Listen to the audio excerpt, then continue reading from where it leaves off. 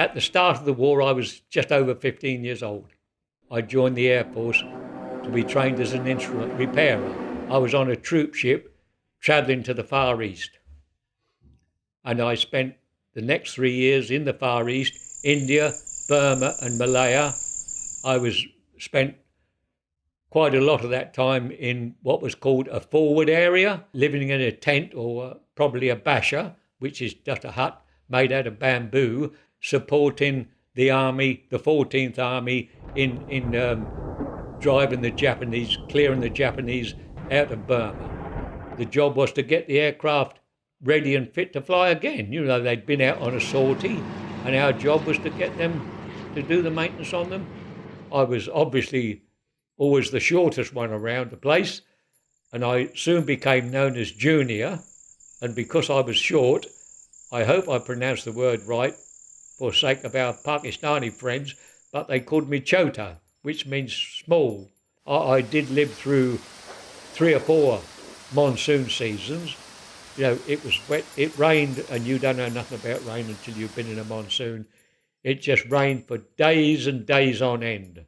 When I hear the stories of the soldiers who were in the jungle fighting the Japanese, you've got to remember that although I was in a forward area supporting the army, it wasn't as dangerous as being within a few hundred yards of a Japanese soldier with the same armament as you've got, guns and things, but he could just be just a few yards away. I don't suppose the Japanese army was any different to the British army.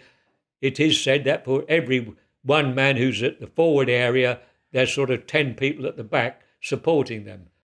While I was in the Far East, I was very lucky. I just spent one night in hospital.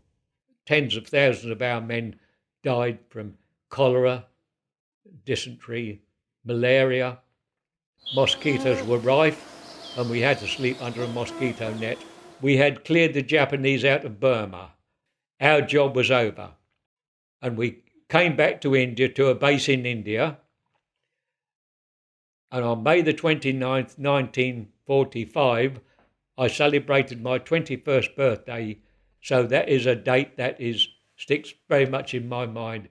I woke up that morning in this tent, and we were allowed to go out into Madras if we wanted, but I didn't. I spent the day in tears, probably.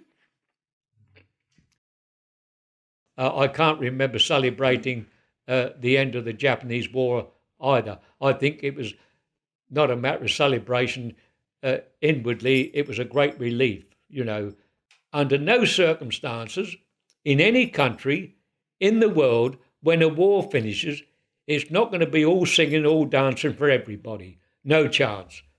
It was obviously nice to come home from my time abroad, but I still had to spend another, from September till the following April, still in the Air Force before I was demobbed. So it was quite, I suppose I was fortunate with those 6 months, because you have time to merge into life in the UK and also to come home to be with family, as opposed to living in a hut with 20-odd men.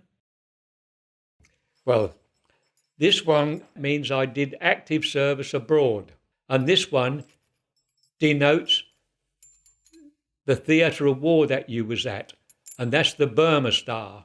And these two here, they shouldn't be underestimated. One of these is a war medal and one's the victory medal.